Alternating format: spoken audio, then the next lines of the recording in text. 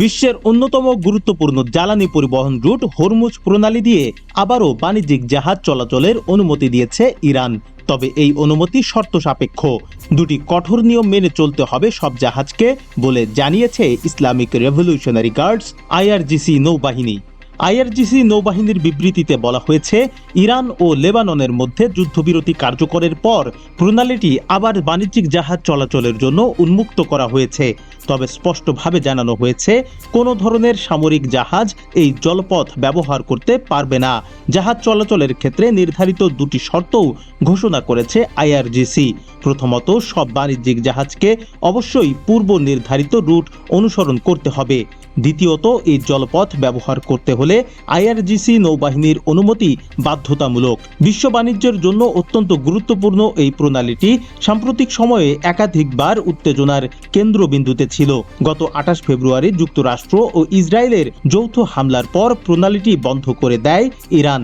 আন্তর্জাতিক গণমাধ্যমের তথ্য অনুযায়ী সংঘাত চলাকালে অন্তত 19টি বেসামরিক জাহাজে হামলার ঘটনা ঘটে। ফলে ব্যস্ত এই জলপথ কার্যত অচল হয়ে পড়ে। পরিস্থিতি আরও জটিল হয় যখন যুক্তরাষ্ট্র এই জলপথ পুনরায় খুলে দেওয়ার চেষ্টা করে।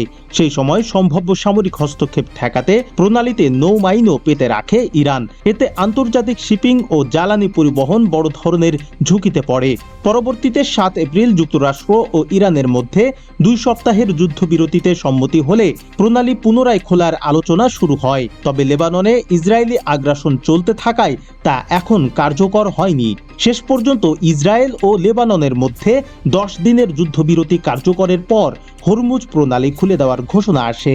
ইরানের পররাষ্ট্রমন্ত্রী আব্বাস আরাকচি জানিয়েছেন, নতুন পরিস্থিতিতে বাণিজ্যিক জাহাজ চলাচল পুনরায় শুরু করা হচ্ছে।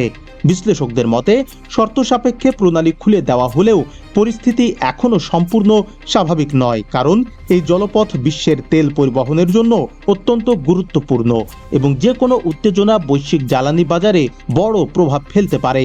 সব মিলিয়ে হরমুজ প্রণালীর এই নতুন সিদ্ধান্ত সাময়িক স্বস্তি দিলেও মধ্যপ্রাচ্যের ভূ রাজনৈতিক উত্তেজনা যে এখনও পুরোপুরি শেষ হয়নি তা স্পষ্ট হয়ে উঠেছে।